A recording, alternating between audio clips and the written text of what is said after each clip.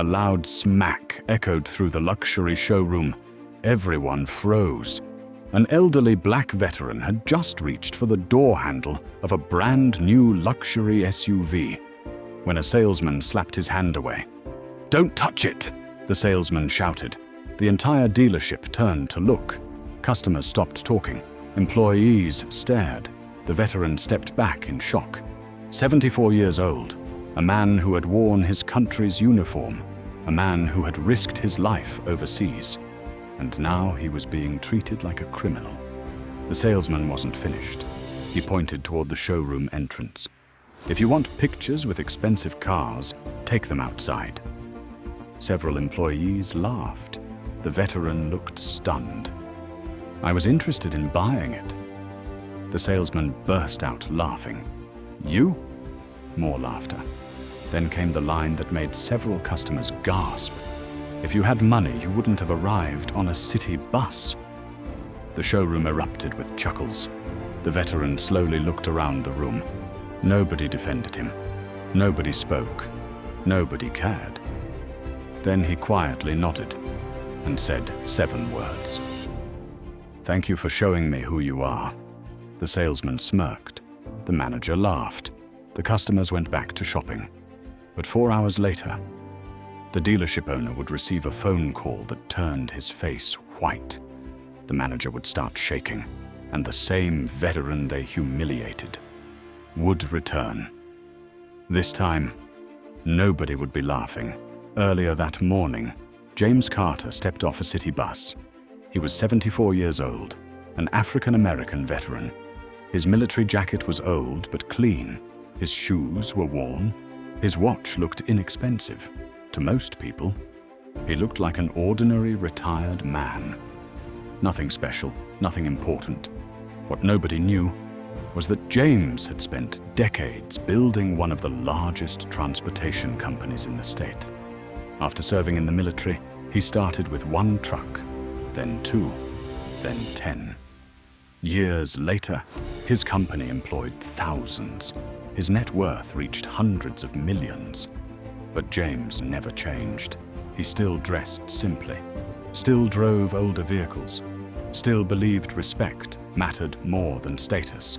That belief was about to be tested. James entered Prestige Luxury Motors. The showroom looked like a palace. Marble floors, glass walls, rows of expensive luxury vehicles.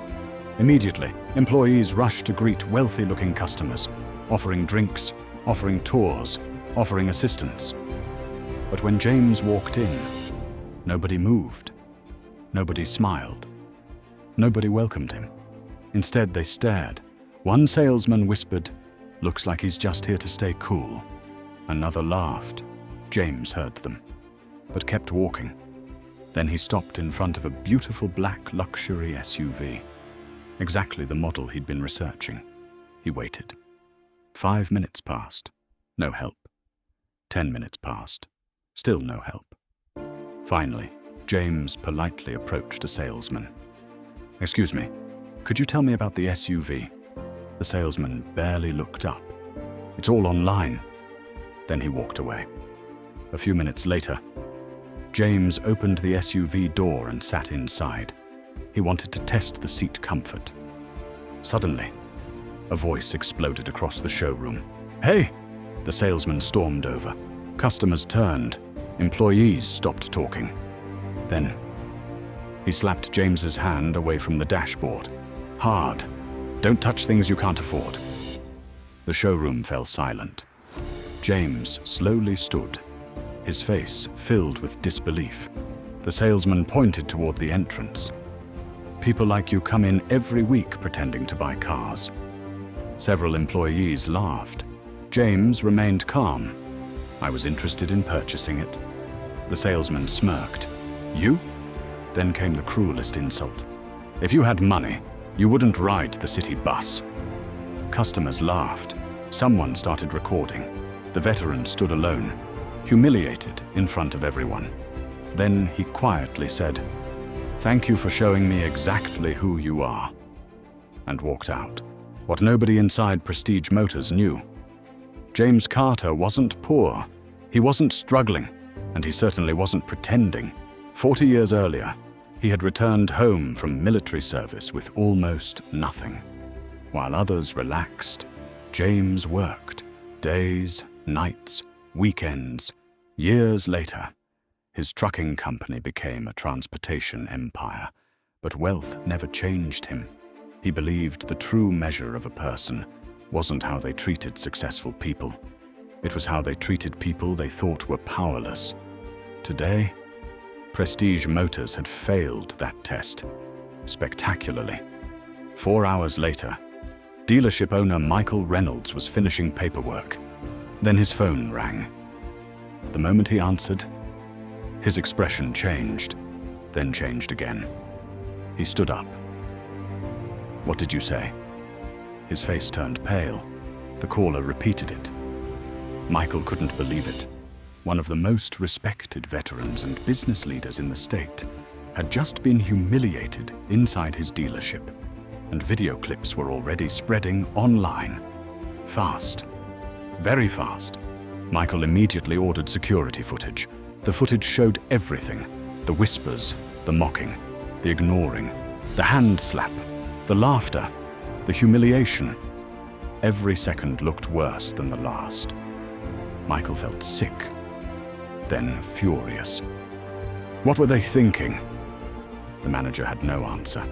The salesman had no answer. Nobody had an answer, because there was no excuse. Late that afternoon, the showroom doors opened again. Employees glanced up, then froze. James Carter had returned. But this time, he wasn't alone. Several executives entered with him. Community leaders followed. Then came something even more shocking. A retired military general walked beside James. The showroom atmosphere changed instantly. The salesman turned pale. The manager looked terrified. Customers stopped talking. Owner Michael Reynolds walked across the showroom floor, then did something nobody expected. He extended his hand. "Mr. Carter." Silence. Absolute silence. Employees stared. Customers stared. The owner continued. "I owe you an apology." The salesman felt his stomach drop. Michael turned toward the staff. "Do you know who this man is?" Nobody answered. The owner pointed toward James. "This man served our country." Silence. "This man built one of the largest transportation companies in the state."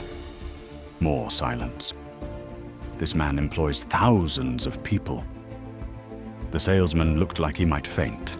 The owner wasn't finished. He ordered a full investigation. The security footage spoke for itself. The salesman was terminated immediately. Several employees received disciplinary action. The manager lost his position. New customer respect policies were introduced. The entire dealership was forced to attend training, because respect should never depend on appearance. Then came the moment nobody expected. Michael asked, "Mr. Carter, is there anything we can do to make this right?" James smiled, then pointed toward a young employee standing quietly near the back, a young salesman named Ethan. Earlier that day, Ethan had been the only person who smiled at James. The only one. James walked over, then handed him a folder.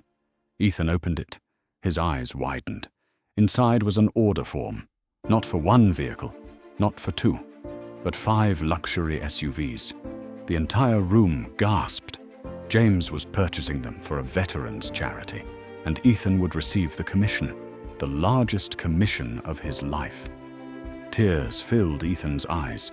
The rude salesman watched from the corner, jobless, speechless, knowing that kindness would have changed everything.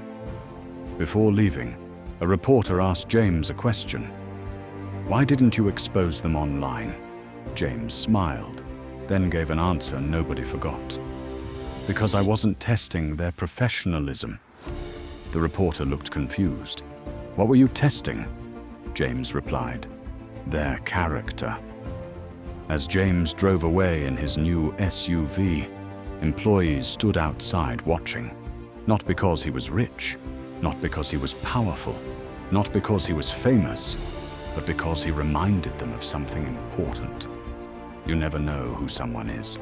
You never know what they've accomplished, and you never know what sacrifices they've made. So treat everyone with respect, because character is revealed when you think nobody important is watching. If you think the salesman got exactly what he deserved, comment veteran, and don't forget to like, subscribe, and share for more emotional AI fiction stories from Tale fame.